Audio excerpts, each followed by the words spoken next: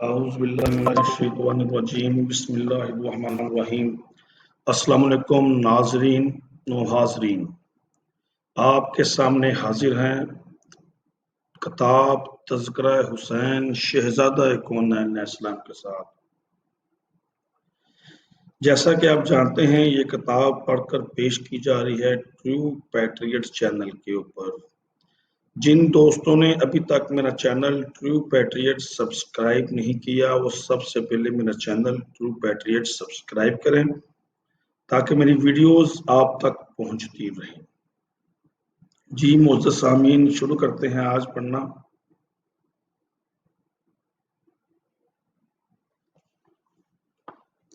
آج 21 ستمبر 2020 ہے اور پیر کا دن ہے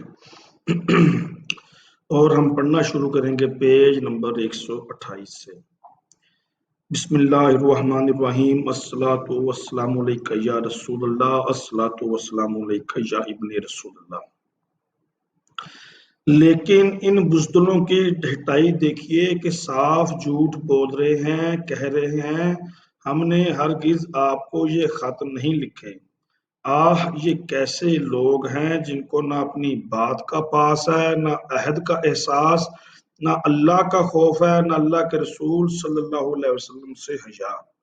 ان کے نواسوں اور عزیزوں کے ساتھ یہ سلوک کیا، کیا اس کے بعد بھی یہ لوگ امید شفاعت رکھ سکتے ہیں؟ اس سے کہتے ہیں دین اور دنیا سے محرومی۔ لیجئے زہیر بن الکین رضی اللہ تعالی عنہ نے اپنا گھوڑا بڑھایا ہے، ذرا ان کے جذبات بھی سنتے جائیے۔ گروہ اشقیاء سے فرما رہے ہیں، اے اہل کوفہ، عذاب الہی سے ڈرو۔ ہر مسلمان پر اپنے بھائی کو نصیحت کرنا فرض ہے۔ دیکھو اس وقت تک ہم بھائی بھائی ہیں، ایک ہی دین، ایک ہی طریقے پر قائم ہیں۔ جب تک تلواریں نیام سے نہیں نکلتی تم ہماری نصیحت اور خیر خواہی کے ہر طرح سے حقدار ہو، لیکن تلوار کے درمیان میں آتے ہی باہمی حرمتیں ٹوٹ جائیں گی، ہم اور تم دو الگ الگ گروہ ہو جائیں گے۔ دیکھو اللہ نے ہمارا اور تمہارا اپنے نبی صلی اللہ علیہ وسلم کی اولاد کے بارے میں امتحان لینا چاہا۔ ہم تمہیں اہل بیت کی نصرت کی طرف بلاتے ہیں اور سرکش عبید اللہ بن زیاد کی مخالفت پر دعوت دیتے ہیں۔ یقین کرو ان حاکموں سے کبھی تمہیں بھلائی حاصل نہ ہوگی۔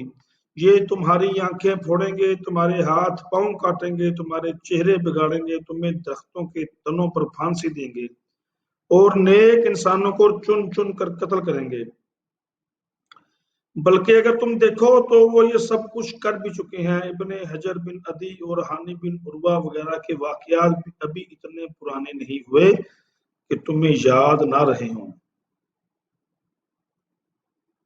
لیکن کوفیوں کا کیا جواب تھا کہ باخدا ہم اس وقت تک نہ ٹلیں گے جب تک حسین علیہ السلام اور ان کے ساتھیوں کو قتل نہ کر لیں یا انہیں اپنے امیر کے روبرو حاضر نہ کرتے۔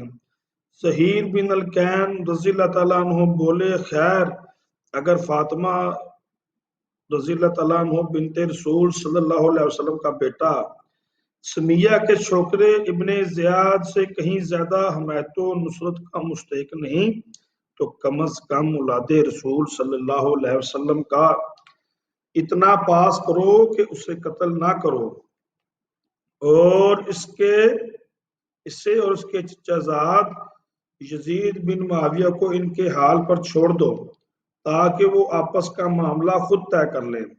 واللہ یزید کو خوش کرنے کے لیے میرے خیال میں یہ ضروری نہیں کہ تم ابن رسول اللہ صلی اللہ علیہ وسلم کا خون بہاؤ۔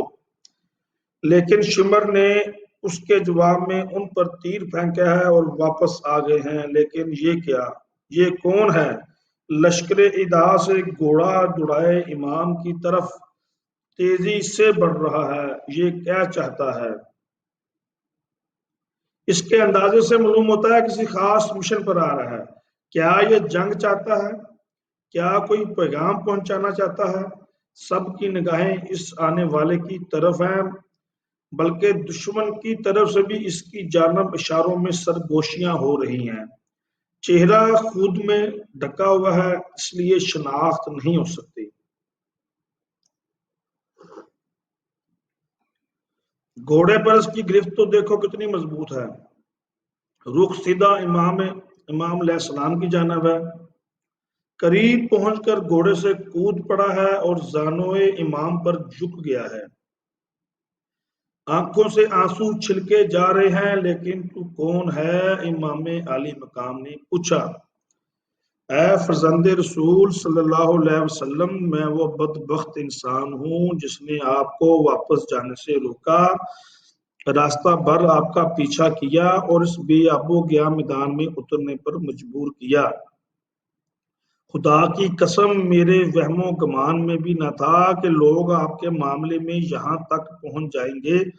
واللہ اگر مجھے یہ معلوم ہوتا کہ وہ آپ سے یہ برتاؤ کریں گے تو میں اس حرکت کا ارتکاب کبھی نہ کرتا۔ میں اپنے جرم پر نادم ہوں، توبہ کے لیے حاضر ہوا ہوں، آپ کے قدموں میں قتل ہونا چاہتا ہوں۔ کیا میری یہ توبہ میرے جرم کی تلافی کے لیے کافی ہوگی؟ آپ نے شفقت سے فرمایا، ہاں، اللہ تیری توبہ قبول فرمائے، تجھے معاف کرے اور بخش دے۔ تیرا نام کیا ہے؟ عرض کیا، حر بن یزید التمیمی۔ فرمایا، تو حر آزاد ہی ہے جیسا تیری ماں نے تیرا نام رکھ دیا، انشاءاللہ دنیا و آخرت میں تو حر ہی ہے۔ اور پھر حر رضی اللہ تعالیٰ عنہ جو تھوڑی دیر پہلے جہنم کے دہانے پر کھڑا تھا، آنے وحد سے جنت کے سبزہ زاروں میں پہنچ گیا ہے۔ اس کی آنکھوں سے بہنے والے ندامت کے آنسوؤں نے جہنم کے بھڑکتے لبکتے شعلوں کو سرد کر دیا ہے۔ اللہ کی رحمت نے بے محابہ سے اپنی آغوش میں بھیج لیا ہے۔ حر کو تسکین قلبی مل گئی ہے، اب وہ ایک نئی زندگی، باسعادت زندگی کا حامل ہے۔ ایمان کے سب خشک سوتے ابل پڑے ہیں۔ اہل کوفہ سے آپ کا خطاب آپ کے جذبہ ایمانی کا مظہر ہے، سنیے فرما رہے ہیں۔ اے اہل کوفہ، تم ہلاک ہو جاؤ، کیا تم نے ان کو اس لیے بلایا تھا کہ وہ آ جائیں اور تم ان کو قتل کر دو؟ تم نے انہیں کہا تھا کہ ہم اپنی جان و مال آپ پر قربان کر دیں گے، اور اب تم ہی ان کے قتل کے درپے ہو۔ ان کو اب اس چیز کی اجازت بھی نہیں دیتے کہ خدا کی طویل و عریض زمین میں کہیں چلے جائیں جہاں ان کو اور ان کے اہل بیت کو امن مل سکے۔ ان کو تم نے قیدیوں کی مثل بنا دیا ہے، دریائے فرات کا بہنے والا پانی جسے یہودی، نصرانی، مجوسی سب پیتے ہیں، جس میں اس علاقے کے خنزیر لوٹتے ہیں، تم نے ان پر بند کر دیا ہے۔ حسین علیہ السلام اور ان کے اہل بیت پیاس سے بحال ہو رہے ہیں، تم نے محمد صلی اللہ علیہ وسلم کے بعد ان کے اہل بیت کے بارے میں نہایت شرمناک سلوک کیا ہے۔ اب بھی وقت ہے، توبہ کرو، اور اگر توبہ نہ کرو اور اپنی شرکت سے باز نہ ہو تو اللہ تم کو روز قیامت پیاسا رکھے۔